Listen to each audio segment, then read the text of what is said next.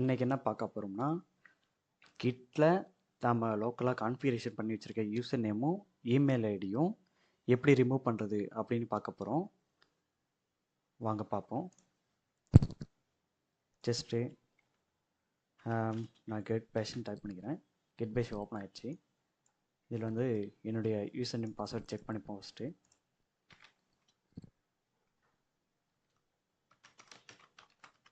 Get config sorry list அப்படின்னு கொடுத்தீங்கன்னா உங்களுடைய கிரெடென்ஷியல்லாம் ஓப்பன் ஆகும். இதில் வந்து பார்த்தீங்கன்னா யூசர் நேமும் இமெயிலும் இருக்குது ஆல்ரெடி. இதை வந்து எப்படி ரிமூவ் பண்ணுறதுன்னு போய் பார்ப்போம். Just git config -, global -unset user.name இப்படின்னு கொடுத்தீங்கன்னா குளோபலில் இருக்கிற யூசர் நேமை மட்டும் ரிமூவ் பண்ணணும். என்ட்ரு கொடுங்க. ரிமூவ் ஆகிடுச்சு. திரும்பவும் gate config -global -unset user.email இப்படின்னு கொடுத்தீங்கன்னா இமெயில் ஐடி ரிமூவ் ஆகிடும். இப்போ ரிமூவ் ஆகிட்டுருக்கும். ஜஸ்ட் செக் பண்ணிக்குவோம். கிட் கான்ஃபிக் -list இப்படி கொடுத்தீங்கன்னா ஷோ ஆகும். இதில் வந்து கிட்டோட க்ரெடென்ஷியல் கிட்டோட யூசர் நேமும் இமெயில் ஐடியும் ரிமூவ் ஆகிடுச்சு. செக் பண்ணிக்கலாம்.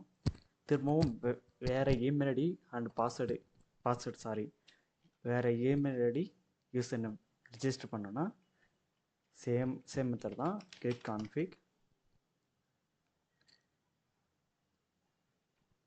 ஜஸ்ட் இதை ரிமூவ் பண்ணிக்கிறேன்.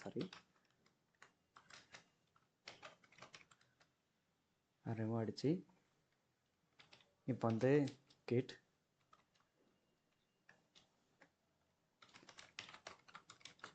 கான்ஃபிக் global user.name கொடுத்துட்டு -, வெப் ஆன்சர்னு கொடுக்குறேன்.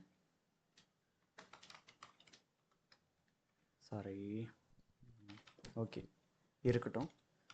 கெட் கான்ஃபிக் user.email கொடுத்து டபுள் கோட்டில் கொடுத்து வெப் ஆன்செட் சிம்பிளுக்கு சும்மா கொடுக்குறேன் gmail.com இதுன்னு கொடுத்துருக்கேன். இது வந்து இப்போ சேவ் ஆகிட்ருக்கோம். ஜஸ்ட் இதை செக் பண்ணுறதுக்கு கிட் கான்ஃபிக் -, லிஸ்ட் கொடுங்க. லிஸ்ட்டு கொடுத்தீங்கன்னா இப்போ வந்து செக் பண்ணுங்கள். யூசர் நேமும் இமெயில் ஐடியும் சேவ் ஆகிருக்கு நான் கொடுத்தது. இப்படி தான் ஒரு ஓல்டு யூசர் நேமு இமெயில் ஐடியை ரிமூவ் பண்ணிவிட்டு புதுசாக கொடுக்க முடியும். தேங்க்யூ.